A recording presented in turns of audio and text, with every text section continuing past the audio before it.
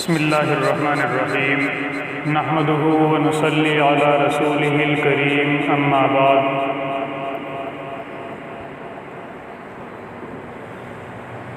وقال الذین کفروا لا تسمعوا لهذا القرآن والغوا فیہ لعلکم تغلبون وقال تعالی فی موضع آخر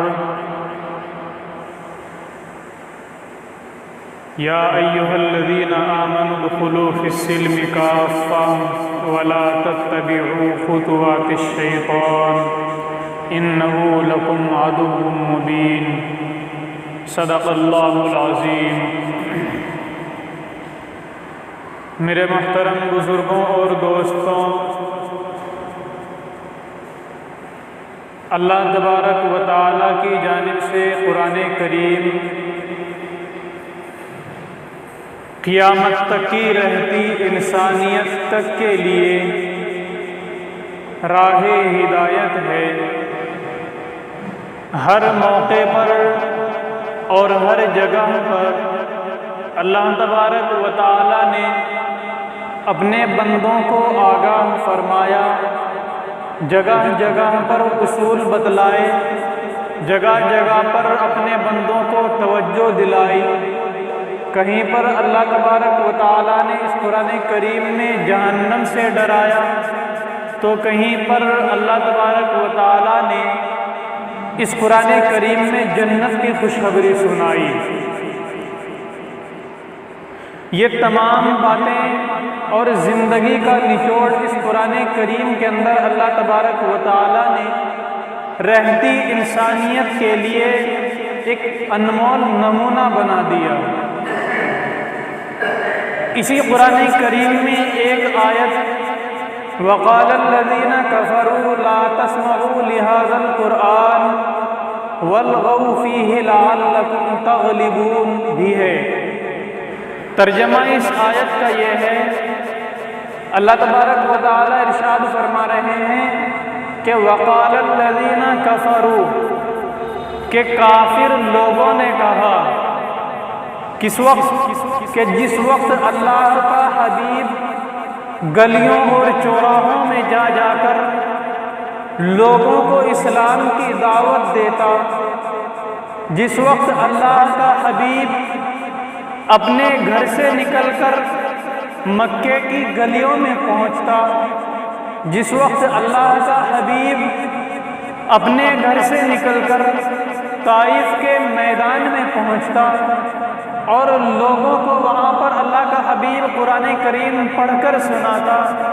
تو یہ لوگ کہتے لا تسمعوا لهذا القرآن، تو یہ سب کافر لوگ کہتے کہ اے لوگوں اس قرآن کو نہ سنو، اس نبی کی فریاد کو نہ سنو، والغوا فیہ، اور جب یہ قرآن پڑھتے ہیں تو یہ کافر لوگ اس میں لغو، غلط خیالات، غلط باتیں اور لوگوں کو گمراہ کرتے ہیں، اور کہتے ہیں کہ لا تسمعوا لهذا القرآن والغوا فیہ لعلکم تغلبون، کہ اگر تم ایسا کرو گے کہ تم اس محمد کو پریشان کرو گے، اس محمد کو اذیتیں پہنچاؤ گے، اس محمد کو تکلیفیں پہنچاؤ گے، تو ایک وقت ہوگا ایک لوگوں تم اس دنیا میں کامیاب ہو جاؤ گے۔ تو ان لوگوں نے اپنا ایک منشا بنایا، ایک انہوں نے اپنا منتہا بنایا کہ ہم اس نبی کو جو قرآن کریم پڑھ پڑھ کر سناتا ہے، جو اللہ کا پیغام لوگوں کو سناتا ہے، ہم اس نبی کی باتوں کو نہ تو خود سنیں گے اور نہ ہی کسی کو سننے دیں گے۔ یہ ان کافروں نے اپنا منشا بنا لیا تھا۔ یہی وجہ تھی کہ میرا نبی اپنے گھر سے نکل کر طائف کے میدان میں پہنچتا ہے، تو اس طائف کے میدان کا منظر جس وقت بیان کیا جاتا ہے تو کلیجہ چھلنی ہو جاتا ہے، کلیجہ منہ کو آتا ہے، دل جگر چاہیے اس واقعے کو بیان کرنے کے لیے کہ وہ کافروں مکے کے بدمعاش نوجوانوں کو محمد مصطفیٰ محبوب خدا صلی اللہ علیہ وسلم کے پیچھے لگا دیتے اور یہ کہتے کہ اے نوجوانوں، اس نبی کے اوپر تم پتھر برساؤ، تم اس نبی کو جہاں تک یہ تمہیں نظر آئے اس نبی کے اوپر پتھر برساتے جاؤ اور جب تک یہ تمہارے محلے کو خالی نہ کر دے تم اس نبی کا پیچھا نہ چھوڑنا۔ وہ لڑکے، نوجوان لڑکے میرے نبی کے اوپر پتھر برساتے، میرا نبی ان کو ایک ہی لفظ کہتا کہ اے لوگو لا الہ الا اللہ کہہ لو، ایک وقت آئے گا کہ جس وقت تم لا الہ الا اللہ کہہ لو گے تو تم کامیاب ہو جاؤ گے، دنیا کی بادشاہت کے مالک بن جاؤ گے،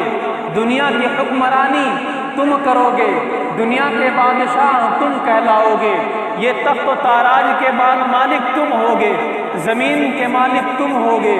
میرا نبی اس پیغام کو لے کر مکے تک پہنچا، 95 کلومیٹر دور تک اپنے گھر سے پہنچا، لیکن میرے نبی کو تکلیفیں پہنچائی گئی، میرے نبی کو اذیتیں پہنچائی گئی، میرا نبی ان تمام تکلیفوں کو برداشت کرتا رہا۔ کبھی میرے نبی نے یہ جواب تک نہیں دیا کہ اے لوگو تم مجھے کیوں مارتے ہو، لیکن جس وقت میرا نبی طاقت میں آ گیا، جس وقت میرے نبی نے مکے کو فتح کر لیا تو اس وقت میرا اللہ اعلان کرتا ہے کہ اے لوگو اب تمہارے اوپر جہاد فرض ہو چکا ہے،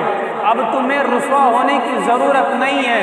اب اسلام غالب آ چکا ہے، اب اسلام پسپا نہیں ہوگا، اب اسلام رسوا نہیں ہوگا، اب اسلام ذلیل نہیں ہوگا۔ اب تمہیں اے مسلمانوں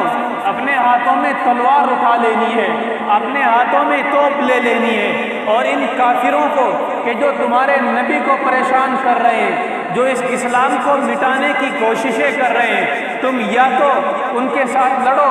اور اگر وہ نہیں سمجھتے ہیں تو ان کی گردنیں اتار دی جائے۔ آج بھی وہی وقت ہے کہ اسلام کو ہر طرف سے لوٹا جا رہا ہے، اسلام کے اوپر ہر طرف سے تیر پھینکے جا رہے ہیں، کوئی علماء کو پکڑ کر گرفتار کر رہا ہے، کوئی علماء کو شہید کر رہا ہے، مسلمانوں کو اذیتیں پہنچائی جا رہی ہے، مدارس اور مکاتب کو بند کیا جا رہا ہے، ہماری مساجد کو شہید کیا جا رہا ہے۔ ہم ان حالات میں اب بھی یہ امید لگائے بیٹھے ہیں کہ ہو سکتا ہے ہماری کہیں سے مدد آئے، ہو سکتا ہے کوئی آسمانی فرشتہ ہماری مدد کے لیے اترے۔ نہیں میرے مسلمانوں، اپنی حفاظت کے لیے خود قدم اٹھانا ہوگا، اپنی حفاظت کے لیے خود آگے بڑھنا ہوگا، اپنی حفاظت کرنی ہے تو اپنی جانوں کو قربان کرنا ہوگا، اپنے دین کی حفاظت کرنی ہے تو اپنے آپ کو قربان کرنا ہوگا۔ اے مسلمانوں، تم تو وہ تھے کہ جب تمہاری تعداد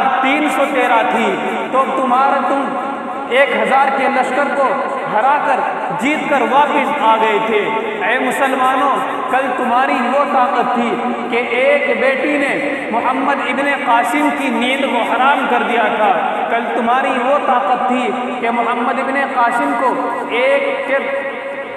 صلاح الدین ایوبی کو مسجد اقصیٰ کی پکار نے بیدار کر دیا تھا، صلاح الدین ایوبی پر اس کی نیند کو حرام کر دیا تھا۔ وہی صلاح الدین ایوبی ایک بیٹی کی آواز کو سن کر اپنے گھر سے نکل پڑا اور اعلان کیا کہ جب تک میں اپنی اس بہن کی حفاظت نہیں کر لوں گا تب تک میں اپنے گھر لوٹ کر نہیں آؤں گا۔ اس ایک بہن کی پکار سن کر وہ اپنے گھر سے نکلا، لشکر لے کر نکلا، اپنی بہن کی حفاظت کی اور ایسی حفاظت کی کہ دنیا دیکھتی رہ گئی۔ وہ فاتح بیت المقدس صلاح الدین ایوبی، اس کو آواز پہنچی کہ یہودیوں نے،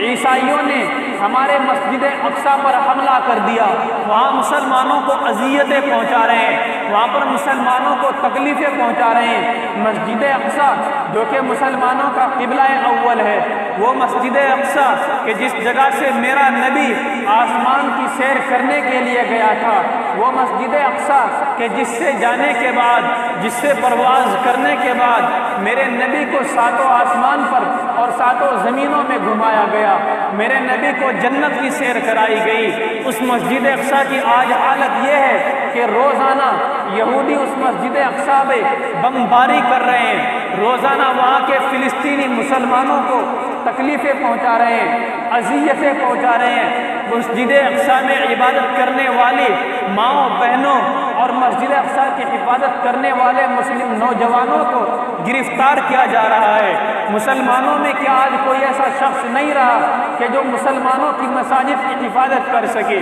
کیا ہمیں یہ انتظار ہے کہ آسمان سے کوئی فرشتہ آئے گا یا کوئی شخص ہمارا ساتھ دے گا؟ نہیں میرے مسلمانوں، اپنی حفاظت کرنی ہے، اپنی مساجد کو بچانا ہے۔ اپنے دین کی حفاظت چاہتے ہو، اپنے مدارس کی حفاظت چاہتے ہو، مکاتب کی حفاظت چاہتے ہو، اپنے اندر اسلام کی رمق باقی چھوڑنا چاہتے ہو، اپنی اولاد کو زندہ دیکھنا چاہتے ہو، تو اے مسلمانوں، اپنی جانوں کو قربان کرنے کے لیے، اپنے مال کو قربان کرنے کے لیے تیار ہونا ہوگا، ورنہ جو زندگی آج ہم جی رہے ہیں اس سے بری زندگی کل ہماری آنے والی مسلم نسلیں جئیں گی۔ ہماری آنے والی نسلیں ان مسجدوں سے محروم ہو جائیں گی۔ مدارس کو ختم کرنے کی پالیسی، مساجد کو شہید کرنے کی پالیسی اس حکومت نے تیار کر لی ہے۔ ہمیں کسی ایک شخص سے مقابلہ نہیں کرنا، بلکہ جتنی بھی سیاسی پارٹیاں ہیں، لوک دل ہو یا جنتا دل، RSS ہو یا BJP، تمام کی تمام پارٹیاں ایک جگہ پر کھڑی ہیں، سب کا مقصد ایک ہے، اور وہ مقصد مولانا ابو طالب رحمانی مسلم پرسنل لا بورڈ کے ذمہ دار فرماتے ہیں کہ میرے تمام پارٹیوں کے لیڈروں سے تعلقات ہیں، میں ان تمام پارٹیوں کو اندر سے جانتا ہوں۔ ان تمام پارٹیوں کا ایک اعلان ہے، اور وہ یہ اعلان ہے کہ کسی طریقے سے اسلام اور مسلمانوں کو ختم کر دیا جائے، کسی طریقے سے علماء کو ختم کر دیا جائے، کسی طریقے سے مساجد اور مدارس کو شہید کر دیا جائے، تب جا کر اسلام اس دنیا سے ختم ہو سکتا ہے۔ RSS کا نظریہ بھی یہی ہے، اور ان تمام پارٹیوں کا آقا، ان تمام پارٹیوں کا سردار، اگر کوئی سیاسی لیڈر کا سردار کہلاتا ہے تو وہ RSS پارٹی ہے۔ BJP ہو یا کوئی بھی پارٹی، یہ تمام کی تمام پارٹیاں اسلام کو مٹانے کے لیے متحد ہو چکی ہیں۔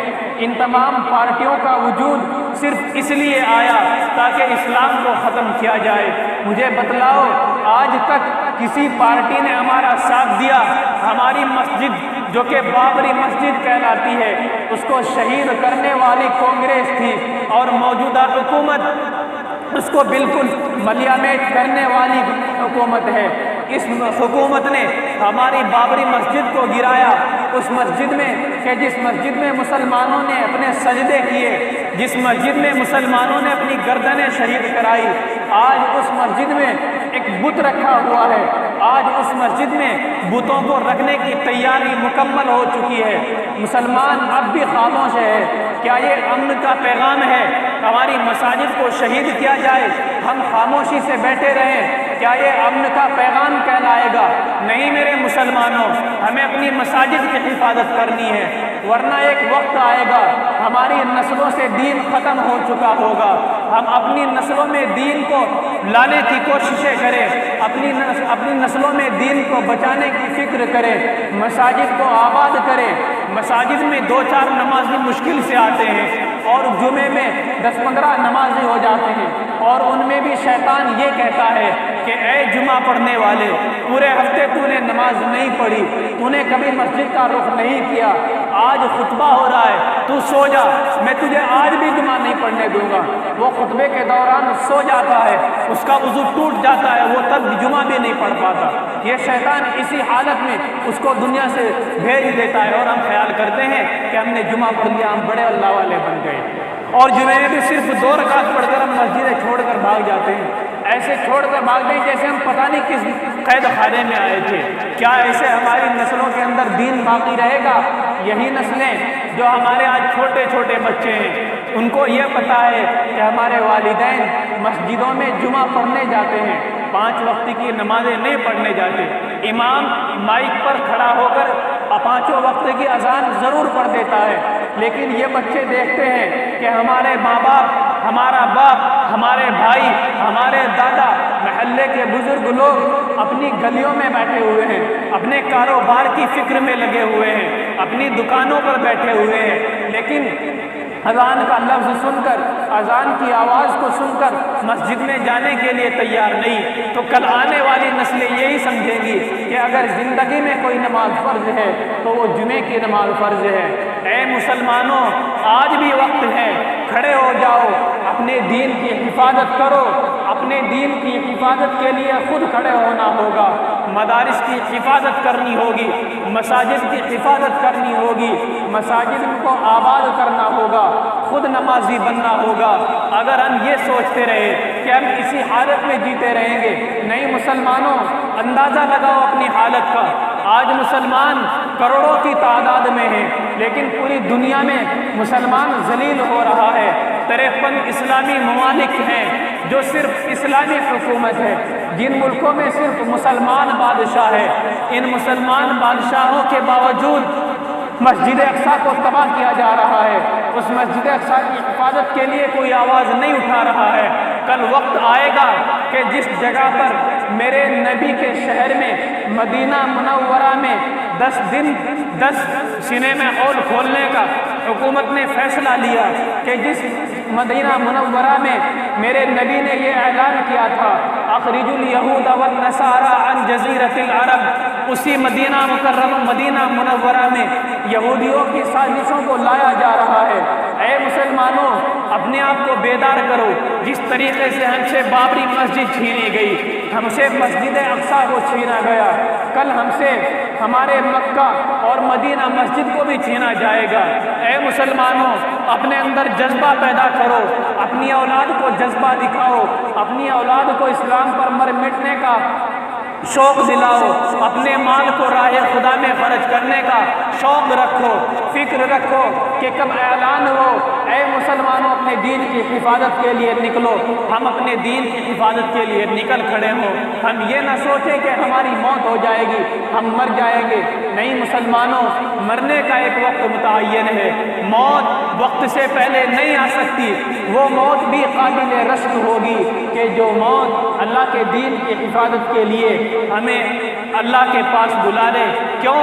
اس لیے کہ جس وقت میدان محشر قائم ہوگا، سب لوگ اپنی قبروں سے اٹھیں گے، لیکن اسلام کے لیے حفاظت کے لیے